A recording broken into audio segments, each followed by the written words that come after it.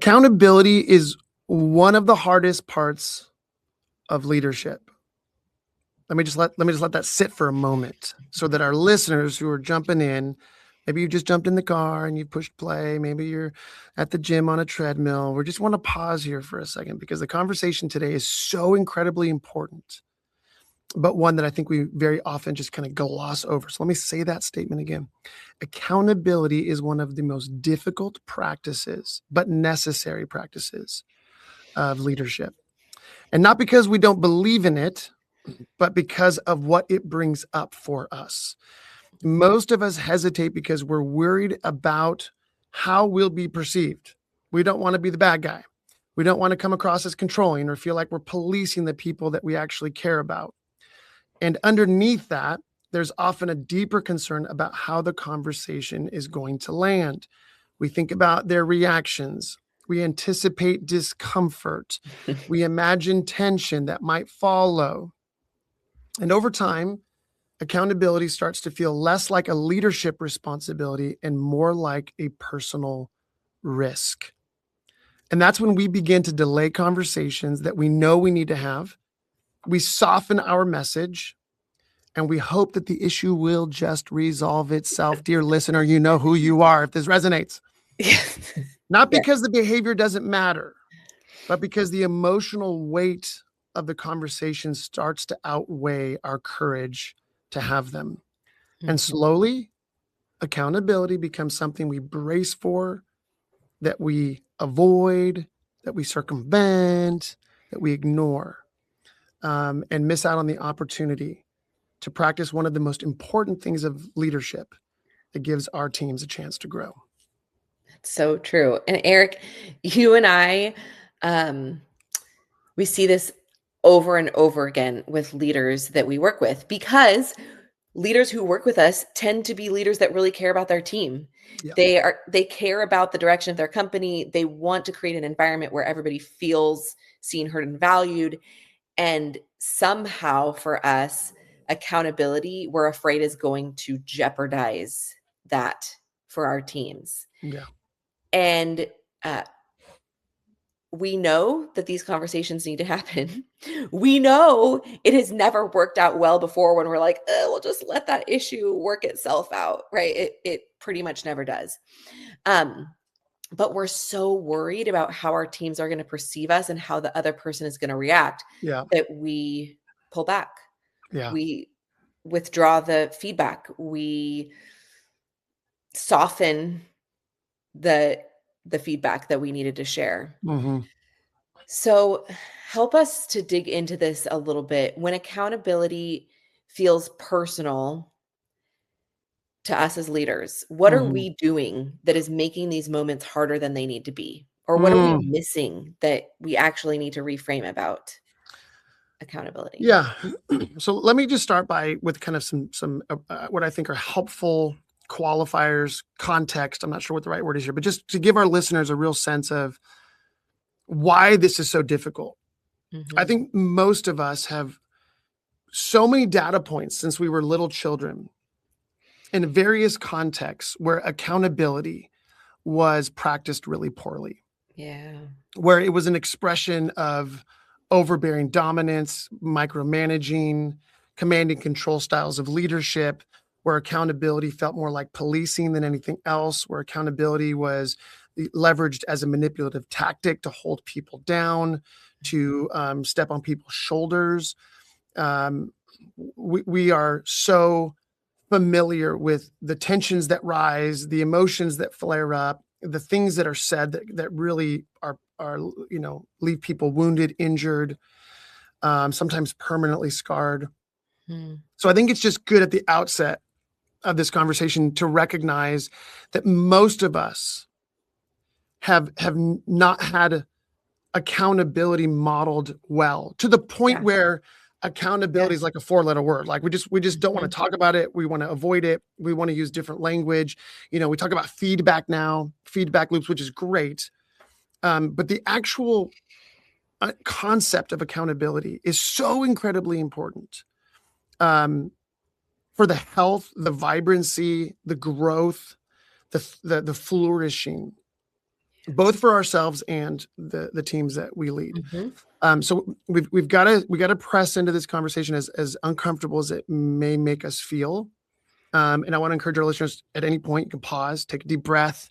If anything we're saying sounds scary or is kind of bringing up past memories, triggering any kind of wounds that you've experienced, to do yourself the favor of not just skipping this episode and not just pushing this back under the rug for fear of just repeating previous experiences. But to know that accountability is actually, I believe, an incredible gift when it's understood and practiced well. And hopefully we'll get at some of that today. So I think, let's start with kind of addressing for us as leaders when we're tasked or faced with the responsibility of holding other people accountable, and what's going on inside of us that makes this experience far more ominous than it needs to be. First of all, I think we avoid or delay accountability because we as leaders are carrying way too much emotional responsibility for the experience. Yes. Right. Mm-hmm. We're carrying this weight of, I'm responsible for how the other person is going to feel. I'm responsible for, whether they'll like me afterward. I'm responsible for whether this relationship will suddenly change because this person is upset, frustrated, or not happy with the feedback that I'm offering them. And so it's actually, I'm going to call it what it is. It's actually a form of codependence. Codependence, in simple form, being when we are changing our behaviors from what we know is right and good and healthy on account of our fear of, or our catering to, or our capitulating to how somebody else might respond or engage. Right. Yeah. And so I think just owning that, I think all of us suffer from codependence in different areas of our life. And this is probably an area where, in working with so many leaders over the years, this is a very common feature. So again, dear listener, you're not alone. And a little bit later in this podcast, they'll get to hear some of our stories and actually where I learned the value of accountability and how accountability is such an incredible gift and can actually create healthy interdependence rather than codependence. Another thing that I want our listeners to think about is that when we're over carrying this responsibility for the other party, then accountability in our minds, it becomes fused with a fear of being misunderstood, right? A fear of conflict and what that could lead to, and a fear of damaging trust in the relationship. Yeah. Well, and when you put it like that, Eric, it's no wonder that so many of us leaders avoid accountability, or even leaders that I talk to, they use literal language of fear around having to engage their team in accountability. This is so important to reframe this because, like you said, this is an area of our leadership that if we can reframe it, we can turn it from a place of fear to a tool that can really transform our teams. And also, I want to take a minute to help our leaders understand what's at stake if they choose to continue to avoid accountability. So, as leaders, when we are operating from a posture of fear of holding others accountable, not correcting things on our team, we create an environment of avoidance. And you can see that parenting is the perfect analogy here, because avoiding accountability teaches our children that there actually are no rules, right? What mom and dad say don't matter, Yeah. And usually this gets really tricky because accountability is managed differently for different kids in different areas. And so this starts to bring up all sorts of feelings of like inequity and favoritism and at the core of it, though, is this idea that if I'm unwilling to hold my child accountable, if I tell them something to do or not do, and they don't follow my instruction, and then I'm not holding them accountable, what lesson am I ultimately teaching them? Mm-hmm. The rules don't matter, right? In fact, the exception becomes the rule, right? And I was having this conversation with a leader just this week. Exceptions to a rule are totally fine. But when we avoid accountability to the point that we're just doling out exceptions like Oprah, Like she does our her gifts. like she does her gifts. Yeah, Yeah. you get an exception and you get an exception Yeah. and Yeah. you Yeah. get an Yeah. exception. What we're communicating to our teams is there are no rules. Or, right, like we see sometimes the rules only apply to certain parts of the Yeah. team. Yeah. There's special people that the rules don't apply to. And this starts to create real conflict on teams. And Mm-hmm. so this is one of those interesting areas of leadership that again is one of the what I call an upside down reality, where as leaders we think accountability is going to break trust, but Mm-hmm. actually avoiding accountability can break trust. So talk to us a little bit about where you've seen that, Eric. How does delaying or avoiding accountability affect the trust on our team over time? And what do our teams learn if we continually soften or postpone accountability? So here's a thought.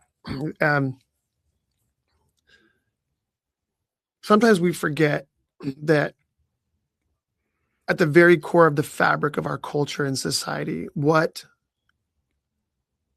protects us from chaos and pandemonium in the everyday affairs of our life is the reality of accountability. So for example, let me just give us a very simple example. I'm so grateful that when I get in my car and I'm driving from my house to the office, which is only a few exits off a freeway from my house, that people generally feel a sense of accountability to Mhm. follow the laws of driving on our roads. And are there exceptions? Yes, there's the person who's driving 95 or 105 miles an hour down the freeway because they're freaking out because they're going to be late. They become an exception. The person, who cuts everybody off, they're an exception. The person who's freaking out and honking and flipping everybody, it's an exception, right? The person who, whatever, right? There are exceptions, but it's the fact that generally speaking, we're all committed Yes. to this works perfectly, to staying in the lane, Yeah. right? And not bouncing off the gutters and not just driving at whatever speed and turning whenever we want. Like we wait till we get to the intersection before we make a left-hand turn. Like these are simple things that we kind of overlook the value of them, because once Mhm. people, if there was no accountability, if the police were never out there pulling people over, giving them speeding tickets, saying, hey, you should not have made a left-hand turn, that was an illegal left-hand turn, or that was reckless driving, or hey, you were driving under the influence. If there was no system of accountability, then I don't think any of us would feel safe to drive around No, and have you on our ever road. driven in foreign countries where it's Yeah, very clear that the rules of the road are suggestions and not actual rules? And it yeah. is chaos and it is scary. Yes, and there are loads of accidents and Yeah. fatalities, and so yes. So I'm just wanting to offer that so that we can understand the gravitas of what happens in our teams, in our Yeah. organizations, when there is a lack of healthy, appropriate accountability, right? So that the exception becomes the rule, and people are just operating now in whatever way seems best to them. Mhm. Then we should not be surprised by the number of accidents and fatalities, metaphorically. We should not be surprised by the chaos and pandemonium that everybody's stressed out and freaking out, and it kind of becomes a everybody for themselves, kind of an Mhm. environment. And quite frankly, even in very successful companies, and what I mean by successful is like companies that have grown in size and have grown in revenue and have grown in profitability and have increased their market share, who are eroding from the inside out because of this feature. Yeah. Because the leaders have been resistant, reluctant, reticent to implement healthy accountability in these spaces. So I'm just sharing that so that we understand that this conversation really does matter. Yeah. So a few things, mindset shift. We have to understand that accountability is not about punishment. This is not a punitive issue. As a matter of fact, this is where I think we make a huge mistake in thinking that accountability is policing, right? That we mete out these tickets and fines and, punishments when people kind of are out of the lane. Maybe that works in when it comes to people driving on the roads, as kind of a stark reminder of why these rules are so important, because obviously lives are at stake. But I think we have to understand that accountability is not about punishment. Accountability is about a form of partnership where we're inviting people to operate within particular parameters so that we can all win together and avoid unnecessary pain and difficulty. Accountability is not opportunity to just vent, right? We've all had the leader who pulls us in their office and just, lays into us and tears us a new one and belittles us, and we just feel small and, beat up and devalued. So, we're not, accountability is not that. And I have worked with many companies who have suffered from that kind of domineering culture. Accountability is also not our opportunity for an emotional release. Right. Okay. Now that I've held this person accountable, I feel better about myself, or, at an emotional level. I think we have to understand accountability as a critical practice for healthy cultures that are fighting for what we call radical minimum standards. Right. This is one of our tools in our leadership toolkit. It's in our newest book, Upgrade Your Leadership. It's in our online content, our video training content. As a matter of fact, for most, if not all, the companies we work with, they adopt the acronym RMS. That just becomes, common language in their organization. We have an RMS, a radical minimum standard for anything and everything that we do in this organization. And we are all accountable. We are all responsible to fight for that RMS, right? These radical minimum standards. And I think once we understand the value of these radical minimum standards, these are not suggestive. That's why they're radical minimum standards. Right. Right. But they are also not cause for policing one another. But the why matters. Why do we have radical minimum standards? So that we have the best chance of operating well and winning together. Yeah. That's the whole point of radical minimum standards. Right. And so accountability is simply naming when behaviors are outside of the lane and somebody's gone into a gutter on either side, which happens. Right. Yeah. Accountability is the process of reconnecting people with a clear vision and the standards that we believe will give us the best chance of reaching that vision. Right. Radical minimum standards is a gift. Yeah. In the same way that it is to our kids. Hey, when you're mad at your brother or sister, you don't get to clobber them in the face with your fire truck. Right. That is you're way below the radical minimum standard. That's right. Yeah. Right. Our standard when we have conflict is to communicate with our words, to invite mom and dad into the conversation if you guys can't resolve it. But we have some radical minimum standards of how we engage conflict, how we make decisions, how we collaborate, how we partner with one another, how we handle our differences and difficulties, right? And again, it's reconnecting people to a vision of how we want to operate so that we can win more together.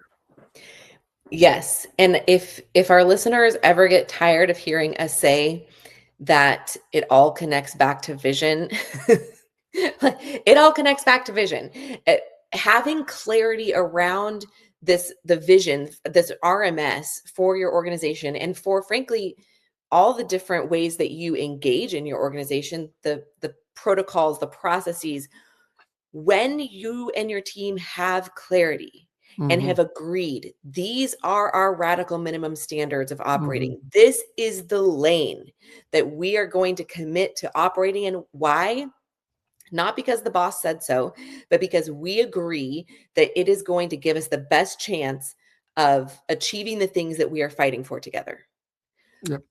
When that is a starting point for us as leaders, suddenly accountability, the stakes become way lower. Mhm. In some ways, right? There, it's not just this emotional, I'm telling somebody that they did something bad. It's simply a recognition of, hey, you drifted outside the lane, Yeah. which, by the way, is completely normal for us as humans to do. Mhm. We get distracted. We see a squirrel, we see a pretty bird that's flying over our car, and our our vision drifts, and then suddenly our car is drifting.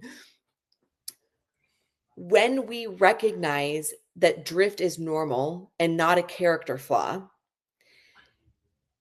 and we understand that leadership is not about correcting people, we're simply correcting their course. Suddenly, for me as a leader, it really lowers the emotional temperature Yeah. of the engagement of accountability. Suddenly, I'm just reminding my teammate, hey, remember, we agreed to this. Why? Because it's going to position us in the best way possible to succeed. Mhm. And when this happens, when that is kind of our starting and grounding point for conversations around accountability with our team, the conversation suddenly becomes far more clear and calm. It's directing people back to something they already agreed on. And what actually happens is the relationship is strengthened and protected, not threatened, which is usually the operating fear that we as leaders have around holding people accountable. Yeah. So, Eric, how do you see the experience, the understanding around accountability change when we stop treating drift as a failure? Yeah. Absolutely. Um, I think when we understand that accountability is not about policing other people, but about partnering with them. In other words, we've determined the radical minimum standard. Like, this is how we want to operate. This is a lane we want to run in together because we believe it's going to help us win together more often. Then accountability is a form of partnership. It's an Yeah. invitation to say, "Hey, can we get back in the lane?" It's no different than when, I'm on the freeway and somebody starts to drift in and I kind of gently honk my horn just to get their attention. "Hey, Yeah. you're drifting." And that's okay. It happens to all of us, but just want Yeah. to let you know that if you're not paying attention, you might drift, into oncoming traffic. You might drift into the center divider. You might drift into another car, and that's going to cause harm. And when we understand that that is the purpose, the nature of healthy accountability, then it, like you said, it lightens the emotional load to say, "Hey, I'm here to serve you through this process. I'm here to partner Yes. with you to help you operate more effectively and to recognize." We've all made these mistakes. We all drift. We've all been on Yeah. the freeway and suddenly realize, oh my gosh, I'm not paying attention. And now we're slammed in our brakes because we weren't looking at the cars in front of us. And, Mhm. we're freaking everybody out behind us. We've all drifted accidentally into the next lane over because we weren't paying attention. We've all accidentally missed a light and ran a yellow or red light, a little bit too late in the process. We've all made these. Drift is a part of human nature. Accountability is the invitation to realign ourselves with how we want to operate, right? To get back in the lane. And when we see that, oh, you know what? I'm not being mean as a leader when I'm Yeah. holding people accountable. I'm not being a jerk. I'm not being overbearing. I'm not micromanaging, right? I'm simply alerting this individual. Hey, you're drifting. And I want to invite you to get back in the lane. And what that does also is it mitigates against the traps that we experience um, when there isn't accountability, Mhm. right? And because people will drift. So what happens when people drift and they're not held accountable? Well, we rob them of any opportunity to grow and develop. Mhm. Number one. Number two, um, nothing makes high performers more frustrated than the tolerance of low performers. Mhm. Number three, when people's when people are operating below the radical minimum standard of attitudes and behaviors in the workplace. Oftentimes we tolerate levels of toxicity, dysfunction, division, nastiness that undermines our culture and our ability to work well together. And sometimes it's even our high performers, like you mentioned earlier, who, because they're high performers, we don't want to hold them accountable for their bad attitudes. And therefore, what happens, that becomes the new standard. The exception becomes the rule when there's a lack of accountability. Yeah. So if we're wanting to change our relationship with accountability to kind of better align with what we've been talking about here, let's land this plane. What are some actual practices that we can put in place next time we need to hold somebody accountable and we feel those emotions starting to bubble up inside of us? Yeah. Okay, just a few simple practical thoughts. Number one, as leaders, now I'm speaking to the leaders, as leaders, or for those of us who have a responsibility in any space to provide accountability, we need to learn to pause and to ask the question, what is the vision or radical minimum standard that has already been clarified? Because we can't hold people accountable to something they never knew about or agreed to. That's right. Or didn't agree to, right? So there's no point in getting mad at your children if you're trying to hold them accountable to something that you never spoke to them about and say, hey, here's a standard that we expect, right? So we need to check ourselves to make sure, have I set a clear standard here? Okay, if I have, great. If I haven't, then this is an opportunity to say, hey, you probably don't even realize that you've drifted outside of a lane that I have in my mind, but I haven't communicated. So I need to clarify. Otherwise, we need to simply ask the question, okay, this person has drifted. So what is that lane? Yeah. What is that lane represent in terms of a radical minimum standard or a clear vision of how we want to operate that I need to make sure I'm clear about as a leader, right? And how is this person's behavior potentially representing a drift outside of that lane? Right. Because we need to be very, very careful that we can point at clear evidence, behavioral engagement when we're trying to hold people accountable, right? And we can hold people accountable for both attitudes and behaviors, right? Because people's attitudes get expressed in their physical bodies and words and tone of voice and all that. So those are fair game. And then to frame the conversation around, hey, here's the clear radical minimum standard that we're fighting for. Here's a clear direction we're trying to move in. Here's how we want to operate. These are the expectations.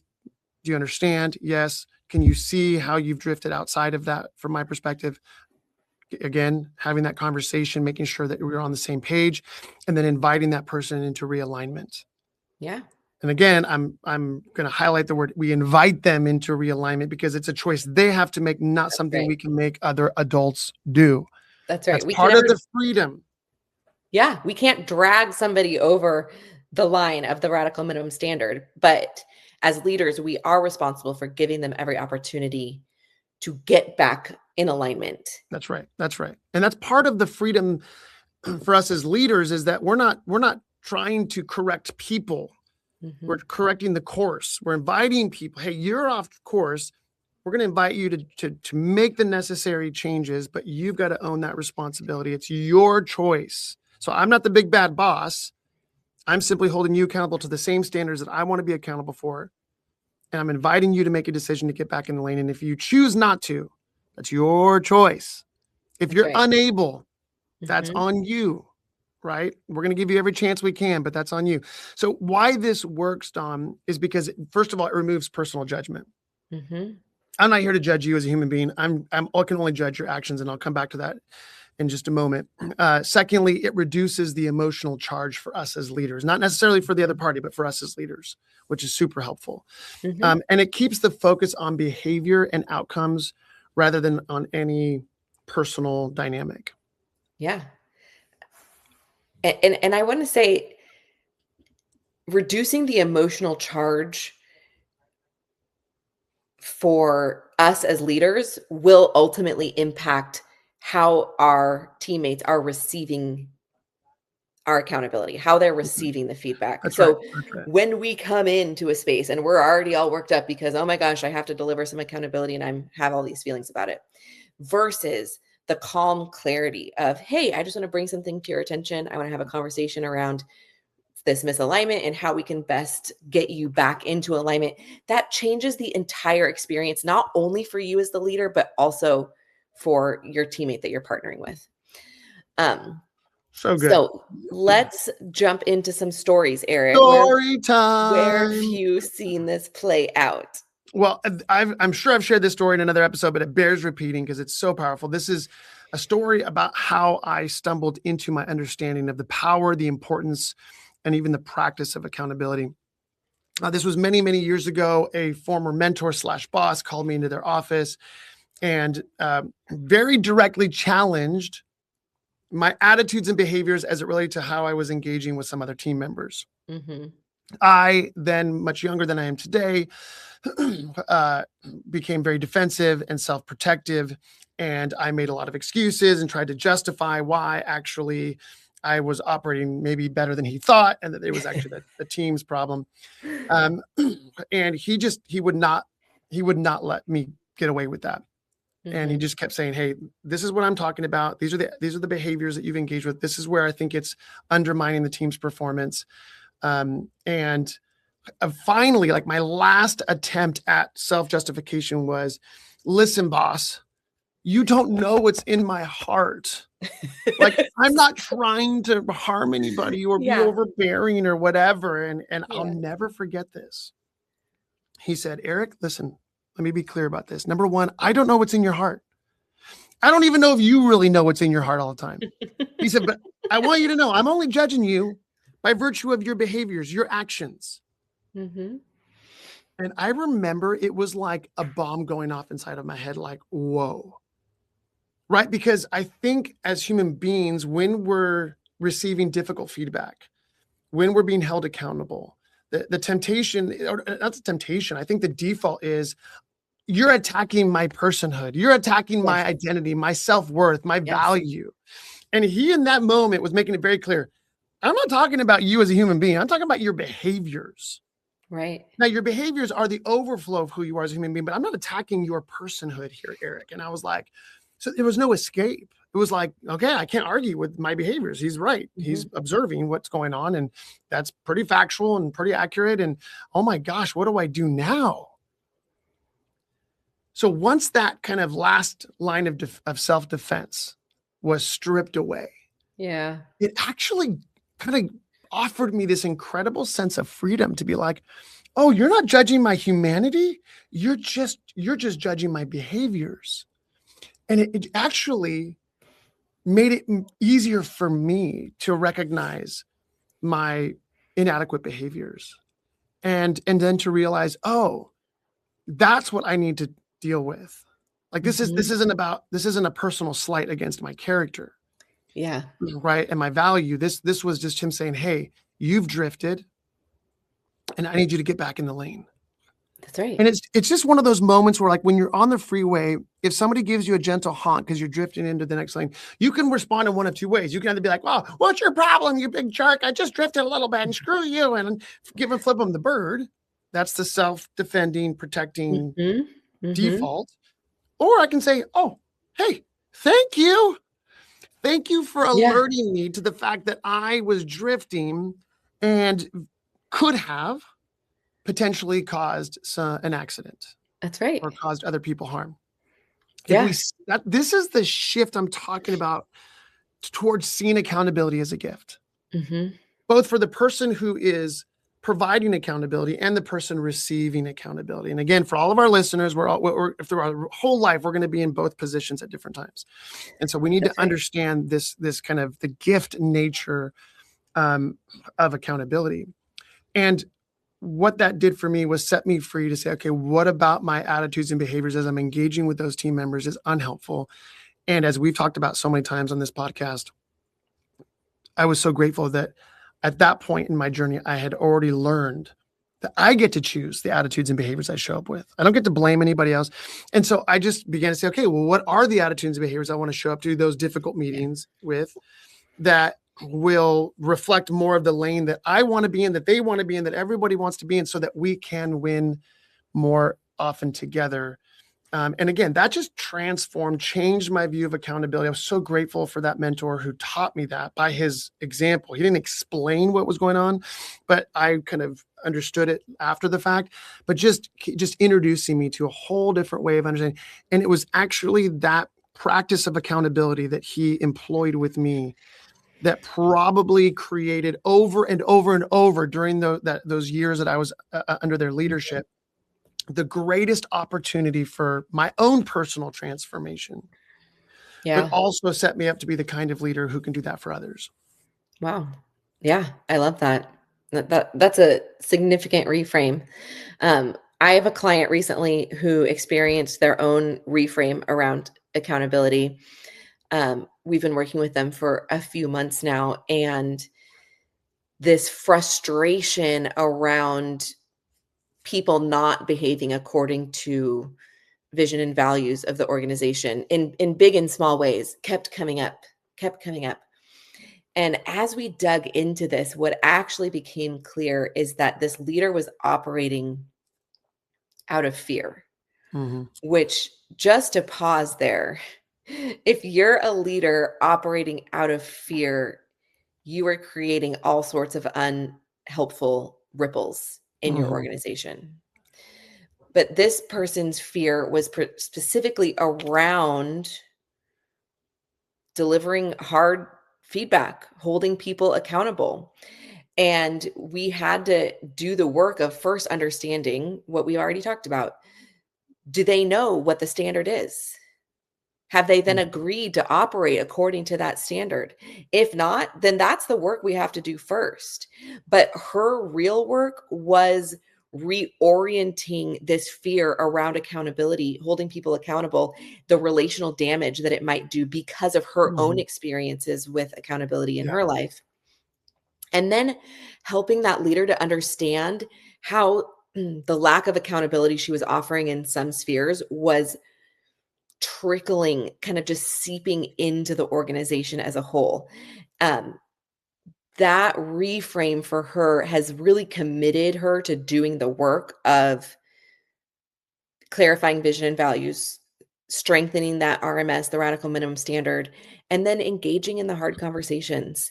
Yeah. And this is work, I've been very clear with her. This is work that is going to take time. You don't get to just correct a lack of accountability overnight. It is small, repeatable patterns of accountability that are going to bring the organization back into Mm. alignment. But that's where one of our clients is currently living this out in real time. Mm. Mm. It's interesting. I know we don't have time for this today, Dom, but I want to make a note for us to come back and address accountability from the other perspective, Mm, the team member, mhm, right? Because I often will say that the pathway to great leadership is always preceded by great followership.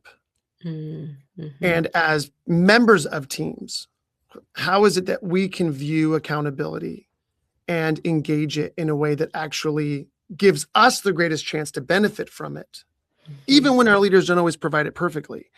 Sure. Um, and how we build trust by the way we engage accountability, Yeah, which is also another feature that we have to deal with a lot in working with different teams and organizations. that's Well, good. let's do this. Let's pause here for just a moment for our listeners. You know that we've been doing this recently. We want to have a moment to pause and to consider what's the one thing of all the things you've heard today that is most standing out, a takeaway. What's your one takeaway from today's podcast episode that you can put in your pocket and leverage to take your leadership to another level? We'll give you just a few moments of silence to consider what that one thing is. Grab it in your mind, write it down, create a voice memo, send it to a friend, um, and uh, and so we'll just give you a few moments to do that.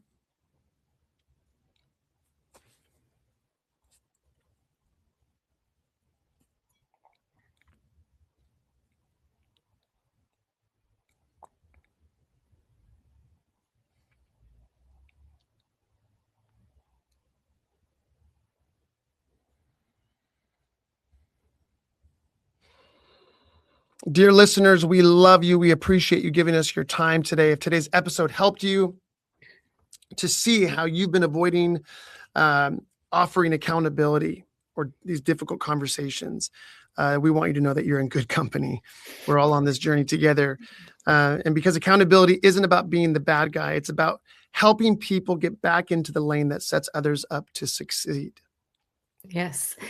And if you want to keep developing your leadership skills, as we always say, it is not one and done. We are continuing to develop always. Our next Empower Masterclass is a place to slow down and practice holding vision and standards without overthinking or avoiding them. You can save your seat at mpwrcoaching.com/masterclass. The link is also in the show notes. And next week, we'll continue the conversation by looking at what's actually holding teams back. And guess what? It just might surprise you. We love you. We'll see you in our next episode.